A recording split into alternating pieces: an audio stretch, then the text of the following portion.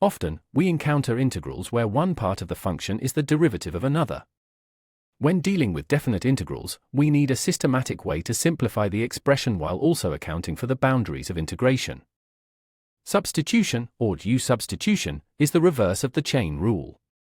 It allows us to transform a complicated integral into a basic one, provided we correctly update our differential term and our upper and lower limits. The fundamental rule states that if we set u equal to g of x, we must also replace the limits a and b with their corresponding u values, g of a and g of b. This keeps the entire problem in the world of u. First, identify a part of the integrand whose derivative also appears in the expression. Here, the derivative of x squared is 2x. Even if the constant is missing, the functional form matches, making it a perfect candidate for u. This is the most critical step for definite integrals. We must convert the x limits into u limits. If our original limits were 0 and 2, our new limits for the u integral become 0 squared and 2 squared, which are 0 and 4. Now we rewrite the entire integral. Notice that the variable x has completely disappeared.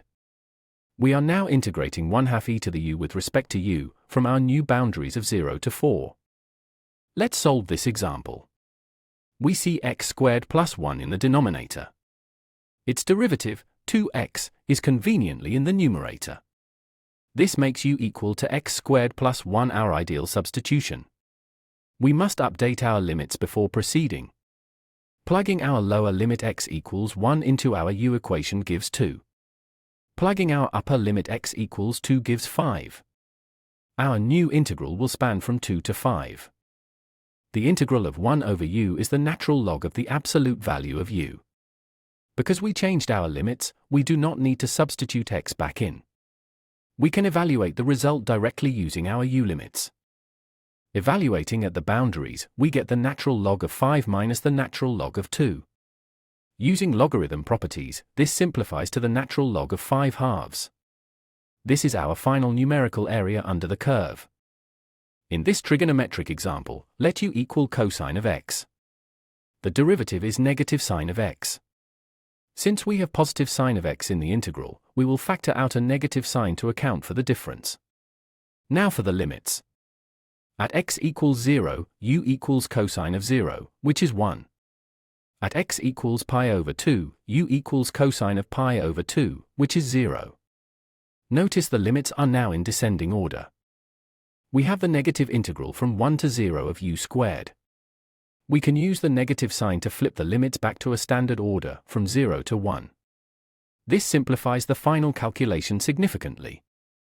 Integrating u squared gives us u cubed over 3. Evaluating from 0 to 1 results in 1/3. Using substitution and changing the limits made this trigonometric problem a simple power rule calculation.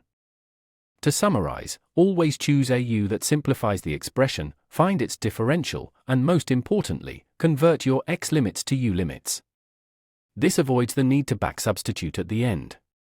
Try this for the integral of 3x squared times x cubed plus 1 squared, setting u to x cubed plus 1 changes the limits to 1 and 2. The final result is 7/3. Thank you for learning with us. Generated by Vision Solve AI.